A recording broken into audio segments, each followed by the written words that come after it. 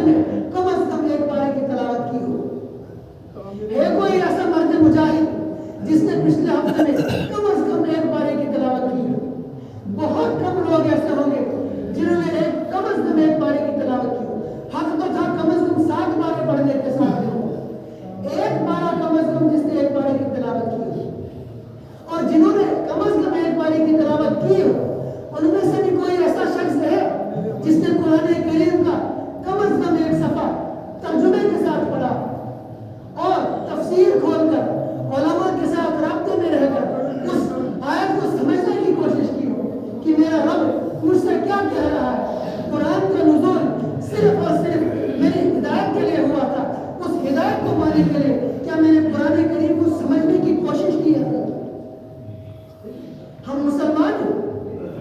کون سا ایسا شخص ہے جس نے پچھلے 7 دنوں میں کم از کم 500 سے زائد درود شریف پڑھا؟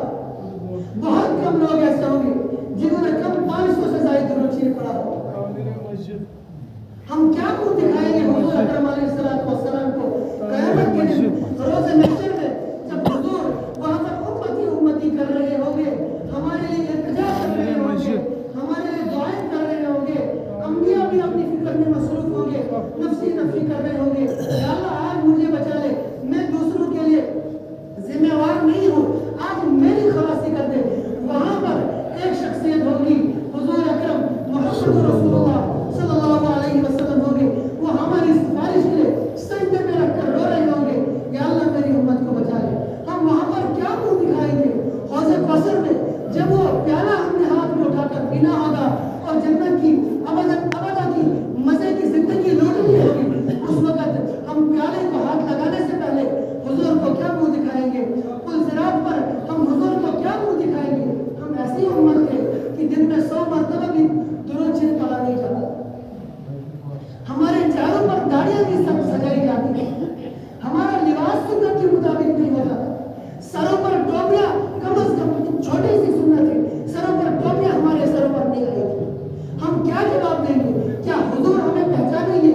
حدیثوں کے ذخیرے سے معلوم ہوتا ہے حضور کل قیامت کے دن اپنی امتیوں کو سنتوں کی پہچان سے پہچانیں گے, داڑھیوں سے پہچانیں گے, ٹوپیوں سے پہچانیں گے.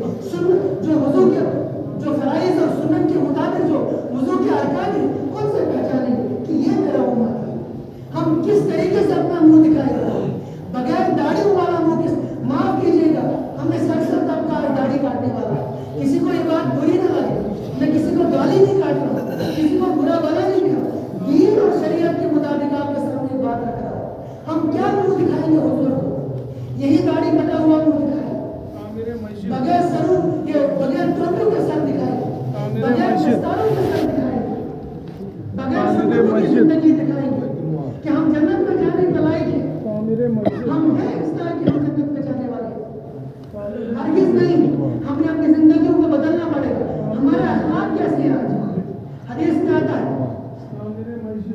الراحمون یرحمهم الراحمون, دوسری حدیث میں آتا ہے ارحموا من فی الارض یرحمکم من فی السماء.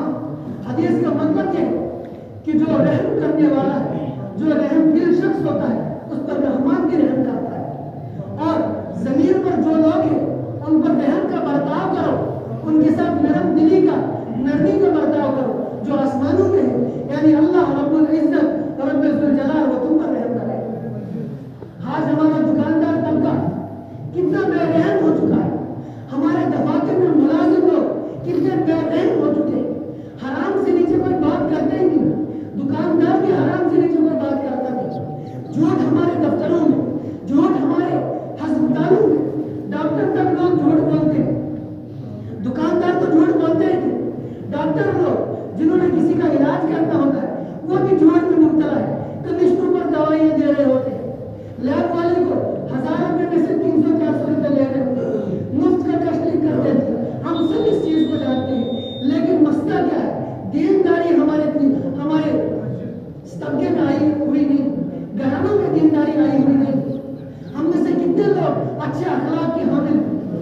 حدیث میں آتا ہے سب سے بدترین شخص وہ حضرت عائشہ رضی اللہ تعالیٰ عنہ, اس حدیث کو مرنے کا وہ راوی, وہ کہتی ہے حضور اکرم علیہ السلام نے ارشاد فرماتے سب سے بدترین شخص وہ ہے کہ لوگ